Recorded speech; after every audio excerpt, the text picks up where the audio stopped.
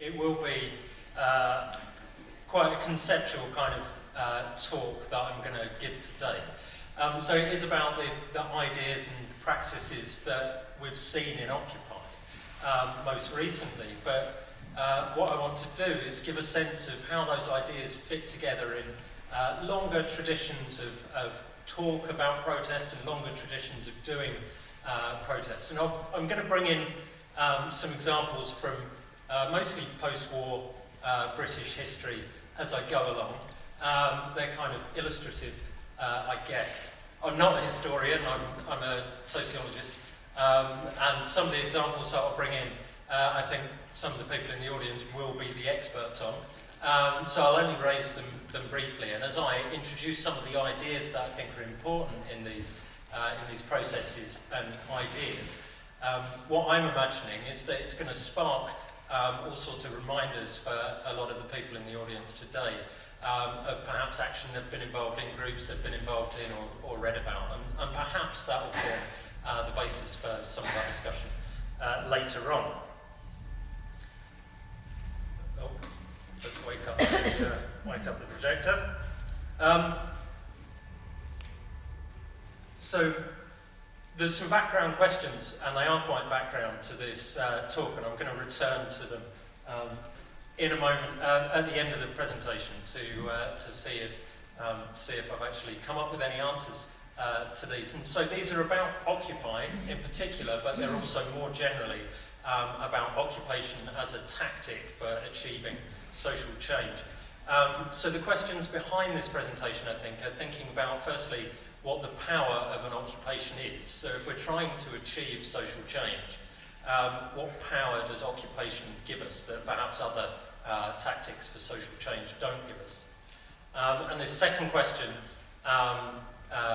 is about the impacts of the occupation, by which I don't necessarily mean did the occupation achieve its stated objectives, and of course, as we've seen recently, there can be a great deal of debate around stated objectives anyway. But there are all sorts of impacts that can be observed from participating in an occupation for the people who were there, and also for the people who saw the occupation, read about the occupation, popped into the occupation on their way to the shops. So there's a whole bunch of kind of background impacts that I think are important. And the third question is really a more critical one. And it's about the tensions that exist within occupation as a tactic. And this isn't addressed particularly to Occupy or any other movement that's used occupation. But I think by thinking about the ideas and practices that are involved in occupation, certain sorts of tensions emerge, difficulties, challenges that will often come up in using the tactic of occupation. And I'll say a bit more about why I don't think that's necessarily a way of criticising a social movement, more a way of learning about it as I get on some of that stuff. So a little bit of context, because I did come to this partly through watching the most recent spread of occupations late last year.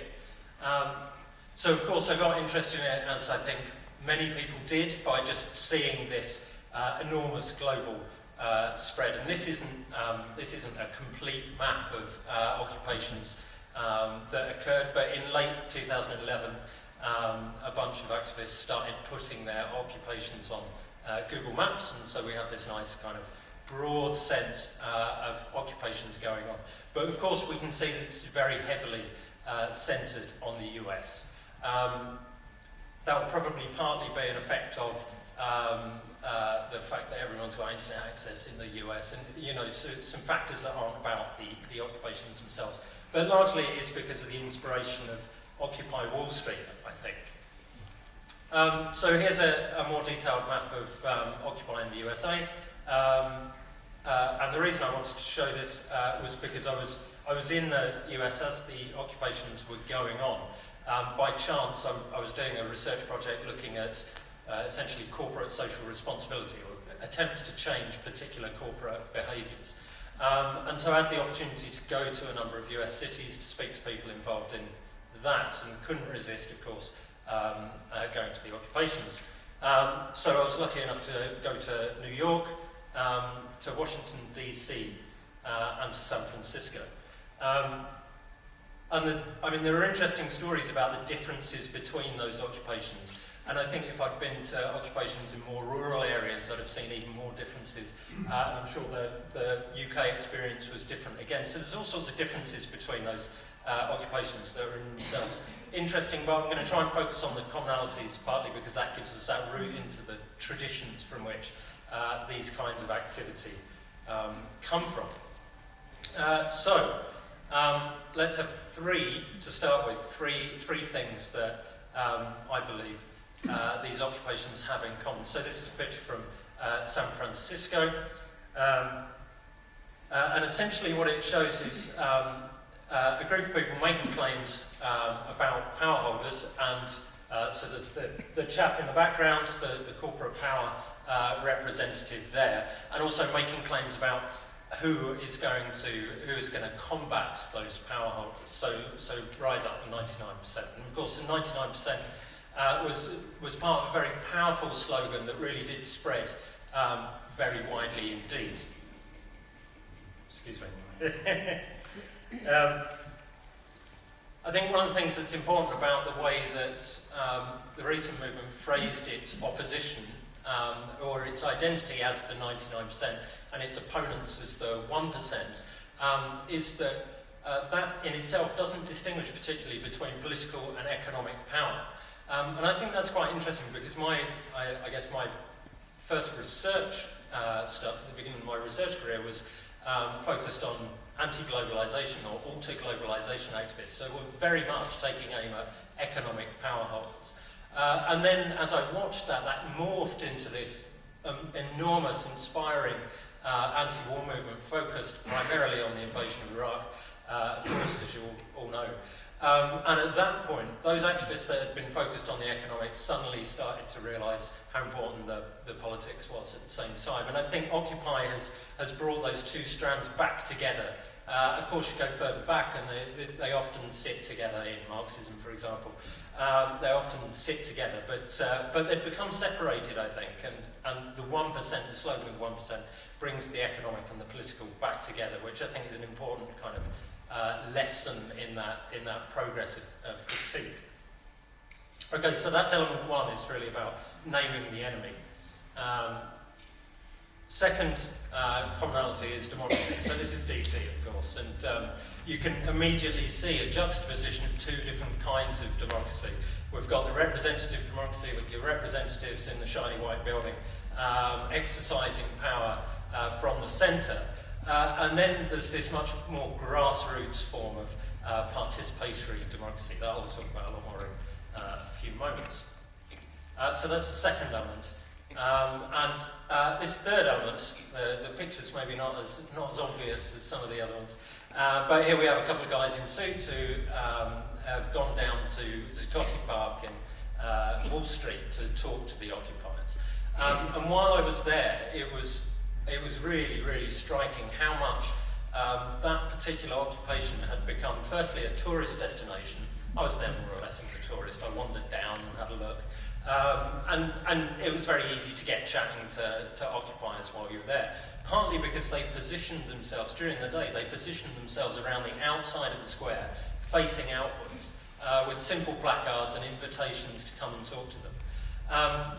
And what I think those occupiers were trying to do, and something that I think is in common with all the occupations I can think of, all the historical examples, is to say that our life in this occupation should serve as an example of a better way of living. So part of that's about the participatory democracy, part of it's about combating discrimination, and a whole bunch of other elements. And so opening oneself up and saying, outsiders come in and learn. We want to demonstrate what we're doing here, what we're trying to achieve. Okay, so that's a third element, which is kind of demonstrating to, rather than against, outsiders. Of course, we're all familiar with the demonstration as a group of angry marchers, and I've been on plenty of those myself, I'm sure most of you have as well. So that's a demonstration against. This is, of course, the other meaning of the word demonstration: to demonstrate, to present, and to explain by doing. So there's that form of demonstration going on there. So there's three ideas that I think are central to Occupy, and I want to trace those out a bit further. Central to the tactic of occupation, I should say, and I want to trace those out a little bit further. Very briefly, I'll say why it is that I think looking at webs of ideas in this way are important. Firstly, because I think the way we understand the world, the way we talk to each other, always rests on beliefs and values that are connected in a structure. We don't all have the same structures, but those structures are really important. Sometimes they're very formalised, as they are in ideologies that we know the names of. Sometimes they're much more loose, but nevertheless, the individual beliefs, say a belief in equality, doesn't make a whole lot of sense unless you connect it to some values that may tell you why you oppose inequality, why you support equality, or why you consider inequality to be an inevitable feature of an otherwise positive social system. So those beliefs and values are connected in a meaningful way. And if you talk to psychologists, they believe that has something to do with the way our brains are structured. I kind of work at the level of the way we talk to each other, the terms we use. So those structures help us make sense of the world, and also I think they offer a way into understanding essentially how culture, how protest culture in this case, passes down through generations from event to event, and how certain things stick together. Ideas are sticky, structures are built, and those structures have a certain amount of weight to them that persists. So that's why I think that's important, and we could get all academic in the discussion, or we could focus on something else. I'd be happy to do either. So there's the three elements that I've already associated with occupation. I just want to follow them out a little bit now. No, I don't. Rewind. The point here is that those elements are self-reinforcing as well. So we see them all within Occupy. But participatory democracy is itself based on a particular critique of power. It always comes with this critique of representative democracy, as I showed on the Washington DC slide. And it's also an essential part of what is being demonstrated to outsiders and people who believe in participatory democracy. And of course, we're in the Quaker Meeting House, so the notion of consensus-based decision-making as something that is much more likely to bring about a more imaginative solution to a problem than simply voting would, is a really important element of belief, and it's something that can be demonstrated. One can show others that they're using participatory democracy. So these ideas are mutually reinforcing. So let's follow the critique of power out. Of course, I talked a bit about the bringing together of the economic and the political, and I just wanted to slip in one example here, going back to the 1957 committee, who were the forerunner of the DAC, the Direct Action Committee, who were very important in bringing Gandhian techniques of civil disobedience into the UK in anti-war or pacifist activities, where the committee's initial document, its manifesto if you like, said that non-violent resistance should be related equally to ending war and to bringing about radical social changes. The two should be regarded as inextricably interwoven. Social aims in the UK hinged around the decentralisation of the bureaucratic, managerialist and militaristic features of state socialism and state capitalism. This is how people talked in the 50s, experienced today. The point I wanted to bring out from that quote is really that there was a belief that you couldn't do single-issue politics because of a recognition of the importance of wider social structures. And also a belief that the social change needs to be total in some way and forward-looking. So you can't reform elements of the system. You need a broader program, not necessarily revolutionary, but a broader, more encompassing program. And that was used as a justification of direct action. If the change needs to be radical, perhaps the tactics need to be radical. And this is an image from Greenham Common. But direct activists across the world, I think, and across the history of direct action would recognise this scene immediately. It's an attempt to have an unmediated effect on one's opponent. So if you stop the traffic getting into the airbase, then you can try to stop the functioning of the airbase. You don't need to rely on your political representatives to do that for you. And so this notion of direct action is really powerful, and I think quite wedded also to the notion of the importance of occupation in quite interesting ways.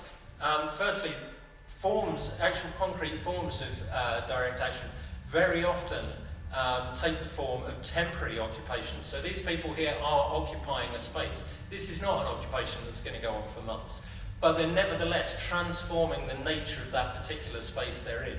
And in doing so, they're probably transforming their relationships as well. I mean, I don't know who these people are or whether they've done this before, but the intense experience of this kind of confrontational protest is transformatory in that way.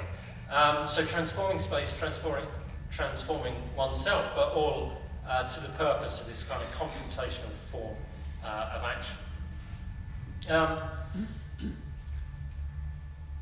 Where next? Let's have a look at participatory democracy and some of the ideas this is based on. Now, the ideas that I'm highlighting here come out of empirical studies that I've done and reflect the particular groups of activists that I've interviewed. What I'm trying to do is get a general sense of what lies behind individual pronouncements on these things. It's probably worth a little health warning here that my data would have been slightly skewed, I think, with on the participatory democracy front towards people who are more inspired by anarchism and probably less people who are directly involved in Quakerism and getting the ideas from there. I think, I mean, the two have merged historically over and over again, but that might influence the phrasing here. Anyhow, the justification for a full form of participation is often on the basis of individual liberty. We're all born equal, we all have an equal say. As soon as you start with groups of people trying to gain your vote, you start losing liberty. As soon as you start using representatives, you start losing liberty. So participatory democracy very often justified in that way. But the flip side of this, I think, is a notion of individual moral culpability, and that feeds into the justification of direct action. Because ultimately, I'm going to flip over this one. Ultimately, these forms of action are coercive, and this is one of the tensions I said I would raise, because there's a tension within this form of action, and I think it applies to occupation as well. In that it's very much based on ideas of individual liberty and everybody taking part. But of course the reality is that not everybody takes part, otherwise you wouldn't need to protest in the first place. And all of these direct actions, all of these occupations are having an impact on outsiders who might not be the opponents. And they are coercive impacts. We block public space when we lock ourselves together. We stop people going about their ordinary, everyday lives. Now, there's all sorts of ways in which one can justify that, but it just cuts against, I think, a little bit some of the emphasis on individual liberty, and that's an issue that I raise because I think it's an interesting one to think through, rather than one that I think is somehow fundamentally problematic. So let's move down to the bottom of this diagram as well. This slightly unwieldy, chaotic diagram of ideas. So I said the kind of notion of demonstrating to outsiders and participatory democracy work rather well together. They also include the idea of anti-discrimination, the idea of having inclusive spaces. If you really want to demonstrate to others the value of your practices and your ideas, clearly you want it to be as many others as possible. And I think it's interesting that people involved in occupation as a tactic very rarely today use words like recruitment. There are other approaches to trying to get more people involved, and they're not necessarily about getting someone to sign up for membership. And within these spaces, because whoops, excuse me. I'll leave it there. It might be readable. So the middle box says creation of alternatives. Within these spaces, I mentioned the small-scale version of transformation, but of course the longer-scale occupations are truly transformative of the space. Sometimes through works that are very physical, so building works that are involved to actually physically transform the space into somewhere that somebody can live. Zuccotti Park near Wall Street is entirely made out of concrete. It looked like the most uncomfortable place I could imagine to keep. But by the time I got there, there were hundreds of people sleeping there. There were tents everywhere. There was a library. There was a medical centre. There was particular indoor spaces for debate and so on. And again, this very much feeds on past experiences of occupation. In the picture that you can't quite see, or let's zoom in. It's not over there. It's from Green and Common, and some physical activity going on where people are physically transforming the space. But that creation of alternatives, of course, refers again to the kinds of ideas that you see here, and the political alternatives, and very often the cultural alternatives that are seen. And here's the only other tension that I wanted to raise in all this, which is really about the notion of inclusivity in these kinds of spaces. I mentioned Zuccotti Park, very uncomfortable space. Zuccotti Park was impossible to get around if you were in a wheelchair. It was not a very inviting space if you were infirm.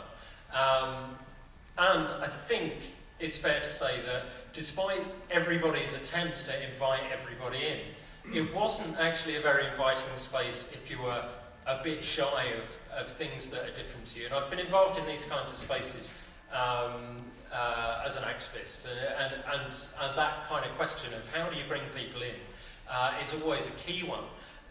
But the group itself, the group that's centrally involved, starts to develop its own culture, its own language, its own ways of doing things, alternative forms of dress and so on, that can be quite off-putting for us outsiders, I think.